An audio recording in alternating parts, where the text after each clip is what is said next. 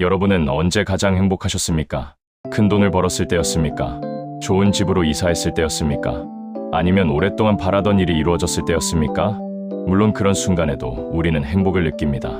하지만 가만히 기억을 더듬어 보면 행복은 반드시 크고 화려한 사건 속에서만 찾아오지는 않습니다. 어느 날 아침 창문을 열었는데 공기가 유난히 맑았을 때, 오랜만에 자녀에게서 안부 전화가 왔을 때, 몸이 조금 불편했는데 검사 결과가 생각보다 나쁘지 않았을 때, 별 기대 없이 들어간 식당에서 따뜻한 밥 한 끼를 맛있게 먹었을 때, 그런 소박한 순간에도 우리는 뜻밖의 행복을 느낍니다. 반대로 다른 사람이 보기에는 모든 것을 가진 것 같은데도 불행한 사람이 있습니다. 좋은 직장과 넉넉한 재산, 건강한 가족이 있는데도 늘 부족하다고 느낍니다. 나는 왜 이것밖에 안 될까? 다른 사람들은 저만큼 앞서가는데 나는 왜 여기에 머물러 있을까? 내 자식은 왜 저 집 자식만큼 잘 되지 못했을까? 겉으로는 부족한 것이 없어 보이지만 마음속에는 끊임없는 결핍이 살아 있습니다. 도대체 왜 이런 차이가 생기는 것일까요? 행복은 우리가 실제로 얼마나 많이 가지고 있느냐에 의해서만 결정되지 않기 때문입니다. 행복은 우리가 기대한 것과 실제로 얻은 것 사이의 관계에서 만들어집니다. 쉽게 말하면 이런 것입니다. 나는 10개를 기대했는데 7개를 얻었습니다. 그러면 실제로 7개나 얻었음에도 3개가 부족하다고 느낍니다. 반대로 나는 5개 정도면 충분하다고 생각했는데 7개를 얻었습니다. 그러면 똑같이 7개를 얻었지만 2개를 더 얻었다고 느낍니다. 현실은 똑같이 7입니다. 하지만 한 사람은 실망하고 다른 사람은 감사해야 합니다. 달라진 것은 현실이 아닙니다. 기대의 크기입니다. 이것이 행복을 이해하는 매우 중요한 열쇠입니다. 행복은 현실의 절대적인 크기보다 기대와 현실 사이의 간격에 영향을 받습니다. 우리는 흔히 더 많이 가지면 더 행복해질 것이라고 생각합니다. 그래서 소득을 늘리고, 더 좋은 집을 사고, 더 좋은 자동차를 타고, 더 높은 자리에 오르려고 애씁니다. 물론 생활 환경이 좋아지고 경제적 어려움이 줄어드는 것은 분명 삶의 행복에 도움이 됩니다. 돈이 전혀 중요하지 않다는 말은 현실을 모르는 이야기입니다. 병원비를 걱정하지 않을 정도의 소득, 안전하게 머물 집, 필요한 음식을 살 수 있는 형편은 인간다운 삶을 위해 꼭 필요합니다. 그러나 문제는 어느 정도를 넘어선 다음입니다. 생활이 나아지면 기대도 함께 올라갑니다. 작은 집에 살 때는 방에 하나만 더 있었으면 좋겠다고 생각합니다. 조금 넓은 집으로 이사하면 처음에는 만족합니다. 하지만 시간이 지나면 더 넓은 집, 더 좋은 동네, 더 새로운 인테리어가 눈에 들어옵니다. 처음 자동차를 샀을 때는 비를 맞지 않고 이동할 수 있다는 사실만으로도 기뻤습니다. 그러나 얼마 지나지 않아 더 큰 차, 더 고급스러운 차, 더 새로운 기능을 가진 차가 갖고 싶어집니다. 현실이 한 계단 올라가면 기대도 한 계단 올라갑니다. 때로는 기대가 현실보다 2~3계단 먼저 뛰어 올라가기도 합니다. 그래서 우리는 분명 예전보다 많은 것을 가지고 있는데도 더 행복해지지 못합니다. 산 정상에 도착하면 행복할 줄 알았는데 정상에 서는 순간 더 높은 산이 보이는 것입니다. 행복을 붙잡기 위해 계속 달렸지만 행복은 늘 한 걸음 앞에서 물러납니다. 이것은 마치 수평선을 향해 걷는 것과 같습니다. 아무리 앞으로 가도 수평선은 가까워지지 않습니다. 우리가 불행한 이유는 삶에 아무것도 없어서가 아닐 수 있습니다. 기대가 현실보다 너무 빠르게 커졌기 때문일 수 있습니다. 그렇다면 행복해지려면 어떻게 해야 할까요? 방법은 크게 2가지입니다. 첫 번째는 현실에서 얻는 것을 늘리는 것입니다. 두 번째는 우리가 요구하는 것, 즉 기대를 조절하는 것입니다. 사람들은 대부분 첫 번째 방법만 생각합니다. 더 벌어야 한다. 더 성공해야 한다. 더 인정받아야 한다. 더 건강해져야 한다. 자녀가 더 잘 되어야 한다. 물론 노력해서 현실을 개선하는 것은 소중합니다. 문제를 해결하고 삶을 발전시키려는 노력은 인간에게 꼭 필요한 태도입니다. 그러나 우리가 원하는 모든 것을 얻는 것은 불가능합니다. 돈을 더 벌 수는 있지만 시간을 잃을 수 있습니다. 사회적으로 성공할 수는 있지만 건강이 나빠질 수 있습니다. 자녀를 좋은 학교에 보낼 수는 있지만 자녀와의 관계가 멀어질 수 있습니다. 인생은 모든 것을 한꺼번에 가질 수 있는 백화점이 아닙니다. 무언가를 선택하면 다른 무언가를 내려놓아야 하는 시장에 더 가깝습니다. 그런데 우리는 선택하지 않은 것까지 모두 가지려고 합니다. 건강도 완벽해야 하고, 돈도 많아야 하고, 가족 관계도 좋아야 하고, 사람들에게 인정도 받아야 합니다. 게다가 늙지 않아야 하고, 아프지 않아야 하며, 외롭지도 않아야 합니다. 이런 기대는 현실적인 목표가 아니라 현실에 대한 명령입니다. 세상은 반드시 내가 원하는 방식으로 움직여야 한다. 사람들은 내가 기대하는 대로 행동해야 한다. 내 인생에는 실패나 질병이나 이별이 없어야 한다. 하지만 세상은 우리의 명령을 따르지 않습니다. 자녀는 부모가 설계한 인생을 그대로 살아주지 않습니다. 배우자는 내 마음을 언제나 알아주지 않습니다. 몸은 나이가 들어가면서 예전과 달라집니다. 열심히 노력해도 원하는 결과가 나오지 않을 때가 있습니다. 삶은 우리가 작성한 각본대로 움직이는 배우가 아닙니다. 고통은 바로 이 지점에서 생깁니다. 현실이 나쁘기 때문에 고통스러운 경우도 있지만 많은 경우 고통은 현실은 이래서는 안 된다는 생각에서 더 커집니다. 비가 오는 것은 하나의 현실입니다. 하지만 중요한 약속이 있는 날에는 비가 오면 안 된다고 생각하면 짜증이 납니다. 나이가 들면서 체력이 떨어지는 것은 자연스러운 변화입니다. 하지만 나는 젊었을 때와 똑같아야 한다고 기대하면 매일의 변화가 상실처럼 느껴집니다. 자녀가 자주 연락하지 않는 것이 서운할 수 있습니다. 그러나 자녀라면 반드시 매일 안부를 물어야 한다고 생각하면 서운함은 분노와 원망으로 커집니다. 현실 하나에 기대가 덧붙여지면서 고통이 2배가 되는 것입니다. 우리가 겪는 고통에는 2개의 층이 있습니다. 첫 번째 고통은 실제 사건에서 오는 고통입니다. 몸이 아프고 돈을 잃고 관계가 멀어지고 소중한 사람과 헤어지는 일입니다. 이런 고통은 진짜입니다. 생각을 바꾼다고 해서 모든 아픔이 즉시 사라지는 것은 아닙니다. 2번째 고통은 그 사건에 대해 우리가 만들어내는 해석입니다. 왜 하필 나에게 이런 일이 생겼을까? 내 인생은 이제 끝났다. 다른 사람들은 행복한데 나만 불행하다. 나는 절대로 이런 일을 겪어서는 안 된다. 사건의 고통 위에 생각에 고통이 더해집니다. 어떤 철학자들은 이것을 첫 번째 화살과 2번째 화살에 비유했습니다. 첫 번째 화살은 피할 수 없는 삶의 사건입니다. 2번째 화살은 그 사건을 계속 곱씹고 비교하고 원망하면서 우리가 스스로 쏘는 화살입니다. 첫 번째 화살은 막지 못할 수도 있습니다. 하지만 2번째 화살까지 반드시 맞아야 하는 것은 아닙니다. 더 깊은 통찰이 필요하다는 말은 바로 이런 뜻입니다. 현실을 무조건 긍정적으로 보라는 뜻이 아닙니다. 힘든 일을 당했는데도 괜찮은 척하라는 말도 아닙니다. 통찰은 현실을 현실대로 보는 능력입니다.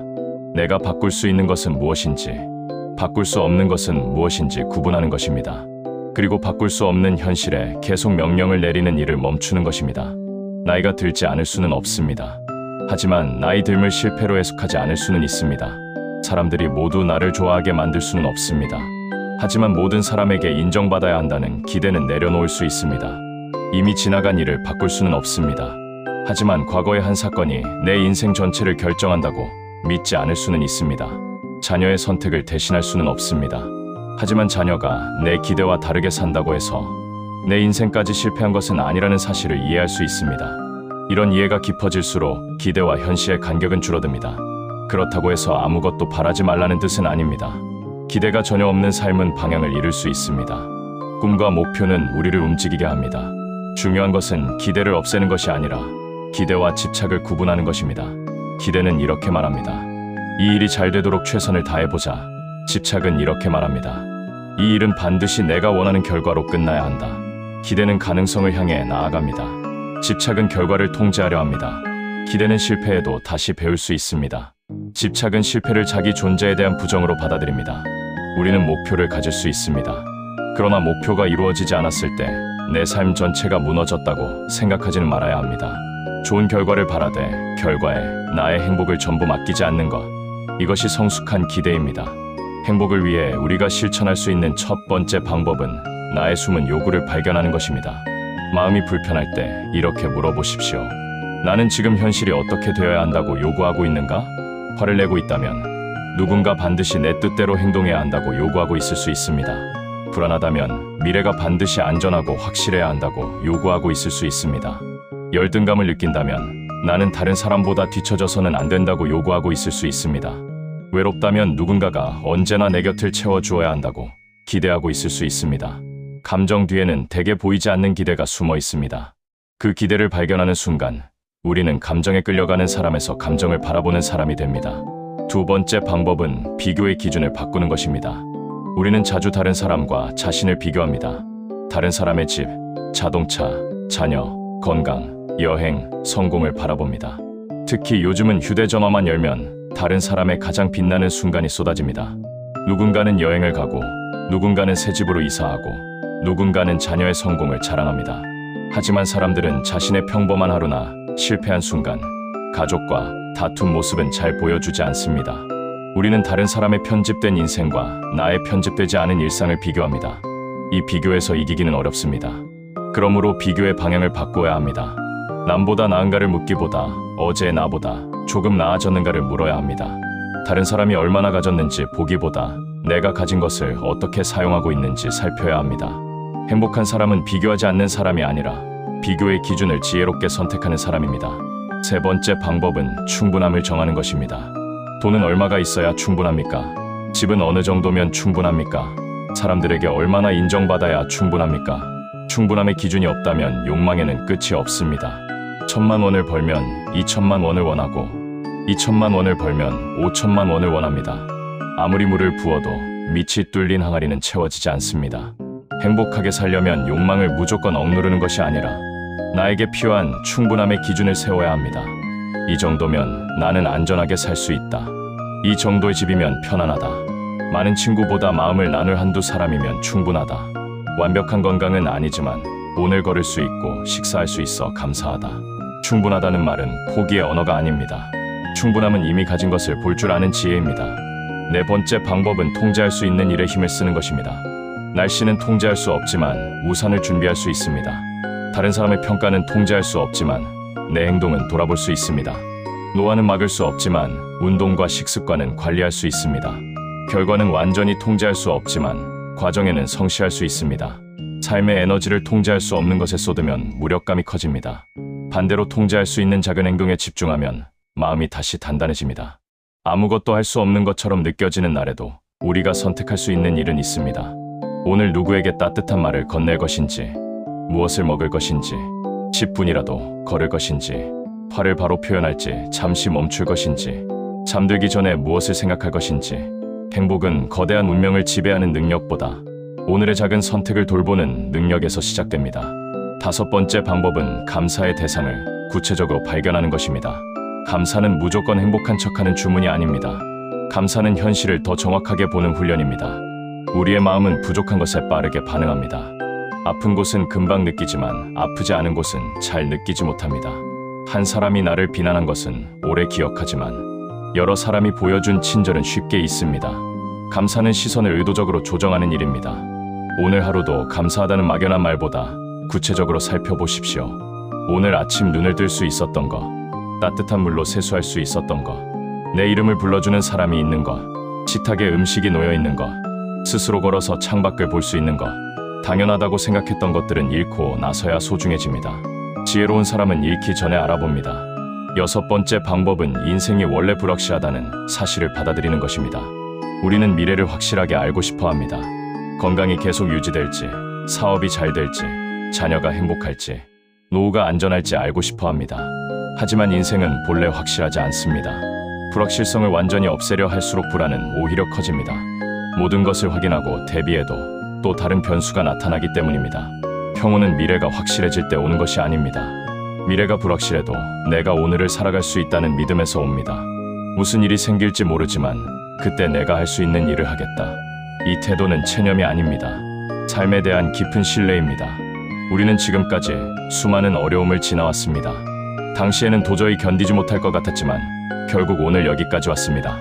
완벽하게 해결하진 못했어도 견뎠고 배웠고 다시 일어났습니다. 앞으로도 모든 일이 뜻대로 되지는 않을 것입니다.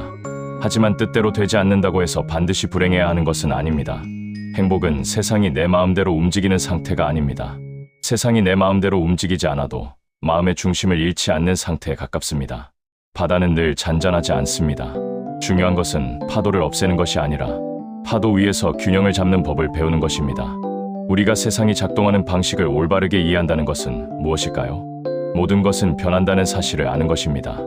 얻은 것은 언젠가 놓아야 하고 젊음은 늙음으로 향하며 만남에는 이별의 가능성이 있다는 것을 이해하는 것입니다. 노력과 결과가 언제나 비례하지 않는다는 것도 알아야 합니다. 선한 사람이 어려움을 겪을 수 있고 최선을 다해도 실패할 수 있습니다. 사람은 누구나 자기 관점에서 세상을 바라보기 때문에 서로 완벽하게 이해하기 어렵다는 사실도 받아들여야 합니다. 이런 세계의 성질을 모르고 살면 모든 변화가 배신처럼 느껴집니다. 하지만 삶이 본래 변화하고 불확실하다는 사실을 이해하면 같은 사건도 다르게 받아들일 수 있습니다. 왜 나에게 이런 일이 생겼는가라는 질문이 이 일 속에서 내가 할 수 있는 것은 무엇인가라는 질문으로 바뀝니다. 내가 부족해서 실패했다는 생각이 이 결과를 통해 무엇을 배울 수 있는가로 달라집니다. 예전 같지 않다는 탄식이 지금의 나에게 맞는 삶은 무엇인가라는 성찰로 이어집니다. 현실은 그대로인데 해석이 달라집니다. 그리고 해석이 달라지면 우리가 경험하는 세계도 달라집니다. 오늘 여러분이 불행하다고 느낀다면 삶 전체가 잘못되었다고 단정하기 전에 한 가지를 살펴보십시오. 현실이 정말 견딜 수 없을 만큼 나쁜 것인지, 아니면 내가 현실보다 지나치게 큰 기대를 붙들고 있는 것은 아닌지 말입니다. 혹시 나 자신에게 너무 많은 것을 요구하고 있지는 않습니까? 항상 건강해야 한다. 늘 강해야 한다. 실수해서는 안 된다. 누구에게도 뒤처져서는 안 된다. 가족을 모두 행복하게 해야 한다. 이런 요구를 매일 짊어지고 산다면 누구라도 지칠 수밖에 없습니다. 가끔은 자신에게 이렇게 말해 주십시오. 오늘은 완벽하지 않아도 괜찮다. 모든 사람에게 인정받지 않아도 괜찮다. 조금 늦어도 괜찮다. 지금 가진 것만으로도 오늘을 살아갈 수 있다. 우리에게 필요한 것은 더 위대한 인생이 아니라 지금의 인생을 더 정확하게 바라보는 눈일지도 모릅니다. 행복은 멀리 있는 목적지가 아닙니다. 기대를 조금 내려놓는 순간 이미 곁에 있던 것들이 보이기 시작합니다. 마실 수 있는 물 한 잔, 기댈 수 있는 의자, 안부를 물을 수 있는 사람, 오늘 다시 시작할 수 있는 시간. 세상이 갑자기 더 많은 것을 준 것은 아닙니다. 우리의 시야를 가리고 있던 지나친 요구가 조금 버틴 것입니다. 행복은 더 많이 얻었을 때만 찾아오는 것이 아닙니다. 때로는 불필요한 요구 하나를 내려놓을 때 오래전부터 우리 안에 머물고 있던 행복이 조용히 모습을 드러냅니다. 그러므로 행복해지고 싶다면 세상에 무조건 더 많은 것을 달라고 요구하기 전에 먼저 물어보십시오. 내가 지금 진정으로 필요한 것은 무엇인가? 나는 무엇을 반드시 가져야 한다고 믿고 있는가? 그 기대는 현실적인가? 아니면 나를 괴롭히는 명령인가? 지금 이 순간에도 이미 충분한 것은 무엇인가? 이 질문을 천천히 반복하다 보면 우리는 알게 됩니다. 행복은 모든 것을 갖는 데 있지 않습니다. 가진 것과 원하는 것 사이의 관계를 지혜롭게 조절하는 데 있습니다. 현실을 바꿀 힘이 있다면 용기 있게 바꾸십시오. 바꿀 수 없는 현실이라면 이해하고 받아들이십시오. 그리고 그 둘을 구분할 수 있는 지혜를 키우십시오. 행복은 세상을 완벽하게 만드는 일이 아닙니다. 불완전한 세상 속에서도 충분함을 발견하는 능력입니다. 기대와 현실 사이에 벌어진 거리를 조금씩 좁혀가는 것. 현실을 높일 수 있을 때는 성실하게 노력하고 기대가 지나치게 높아졌을 때는 지혜롭게 내려놓는 것. 그 균형 속에서 우리의 마음은 비로소 편안해집니다. 오늘도 삶이 여러분이 바라던 모습과 조금 다를 수 있습니다. 하지만 다르다는 것이 곧 잘못되었다는 뜻은 아닙니다. 계획과 다른 길에도 꽃은 피고 늦어진 시간에도 새로운 시작은 가능하며 조금 부족한 하루에도 충분한 행복은 숨어 있습니다. 그 행복을 발견하는 것은 세상의 몫이 아닙니다. 바로 우리 마음의 몫입니다.